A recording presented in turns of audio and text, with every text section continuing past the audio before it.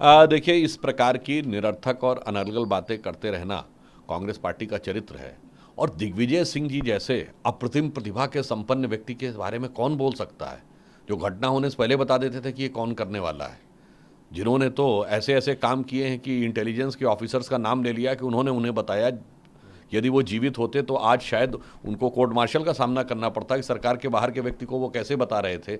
और वो तो इतने महान और प्रतिभा संपन्न व्यक्ति हैं कि 26/11 का हमला ये यूपीए सरकार, कांग्रेस की सरकार का कहना था कि हाफिज सईद ने कराया, और उन्होंने कहा कि 26/11 का हमला आरएसएस ने कराया। तो मुझे लगता है उनके इस विराट ज्ञान के आगे टिप्पणी करना उचित नहीं है। जनता ही उचित टिप्पणी करके उनको उचित जवाब देगी।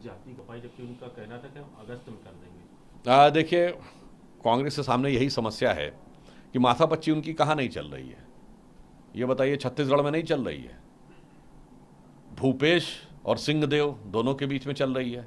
तो राजस्थान में वहाँ भी एक जहाज़ दो पायलट हैं या एक फूल दो माली हैं। तो कांग्रेस में यह समस्या सतत है। उसका कारण क्या है कि कांग्रेस और हमारे में मूलभूत अंतर है। हम विचारधारा प्रेरित कैडर आधारित दल है और कांग्रेस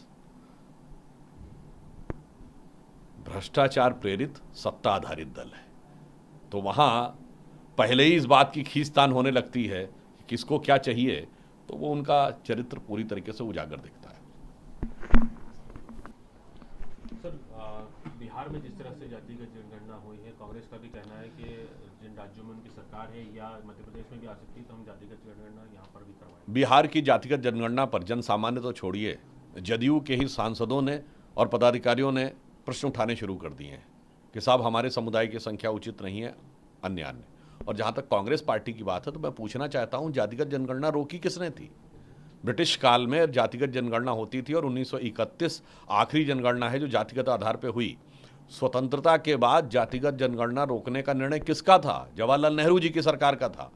तो आज कांग्रेस को ये बताना चाहिए कि आपने पहले रोकी क्यों, फिर उसके बाद इस सबसे लंबे समय तक आपने शासन किया, आपने करवाई क्यों नहीं, और अब आप क्यों कह रहे हैं? या तो एक बार कह दीजिए कि नेहरू गलत थे, फिर हम आपकी बात पर विचार करें, या ये कह दीजिए चलिए गलत नहीं कहना चाहते, कह दीजिए बेकार हो गए हैं, वो हमारे किसी काम के नहीं रह गए, हमें कुछ दूसरे प्रकार का काम करना है इसलिए वो कर रहे हैं। तो वास्तविकता ये है कि इनको जाति समुदाय किसी से कोई मतलब नहीं है। मैं बताना चाहता हूँ, मध्य प्रदेश में हम लोगों ने अभी जो हमारी लगातार सरकार रही है 2003 से ऑनवर्ड्स, तो आप देखिए उमा भारती जी, बाबूलाल गौड़ जी, शिवराज सिंह चौहान जी, लगातार हमने पिछड़े वर्ग के नेतृत्व दिया है। उत्तर प्रदेश में कल्याण सिंह जी थे, फिर हमारे उत्तर प्रदेश में उप मुख्यमंत्री केशव प्रसाद मौर्य जी।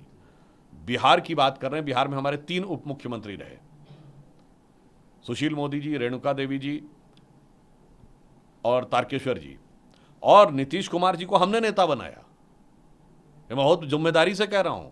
7 सीटें समता पार्टी की थी 95 में, जब गठबंधन हुआ 42 सीटें भारतीय जनता पार्टी की थी। लालू प्रसाद यादव जी के पूरे कार्यकाल में नेता प्रतिपक्ष भाजपा का था, जदयू का नहीं था।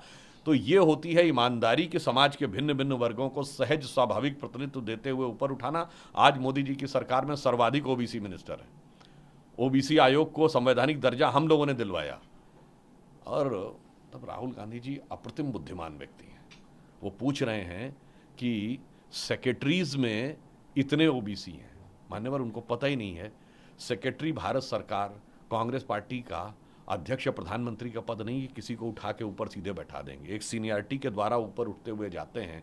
और अभी स्थिति यह है कि 1992 बैच वाले ही लोग सेक्रेटरी में इनपैनल्ड हो पाए हैं, जबकि मंडल लागू हुआ 1995 वाले बैच से।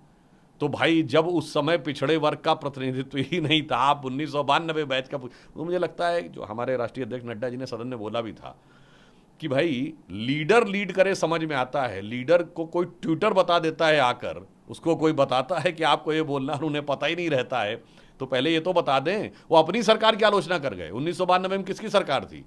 उनसे पूछिए कितने सेक्रेटरी थे भाई, कितने आईएएस थे भाई। इसीलिए मैं कह रहा हूँ, जोशो जुनून में भारत के ये चिर युवा, चिर व्याकुल नेता जो चिर व्यथित भी रहते हैं, चिर कुपित भी रहते हैं, और मुझे लगता है अपने कारगुजारियों के द्वारा अपनी पार्टी का नुकसान अधिक करते हैं। ऐसा ही कुछ कुछ इस जाति के मामले पर भी वो कर रहे हैं। नमस्कार, मैं हूं मानक गुप्ता। अगर आपको हमारा ये वीडियो पसंद आया हो तो इसे लाइक और शेयर जरूर करें और हां, हमें सब्सक्राइब और फॉलो करना ना भूलें ताकि आप देश और दुनिया की कोई खबर मिस ना करें। तो जुड़े रहिए हमारे साथ और देखते रहिए न्यूज़ 24।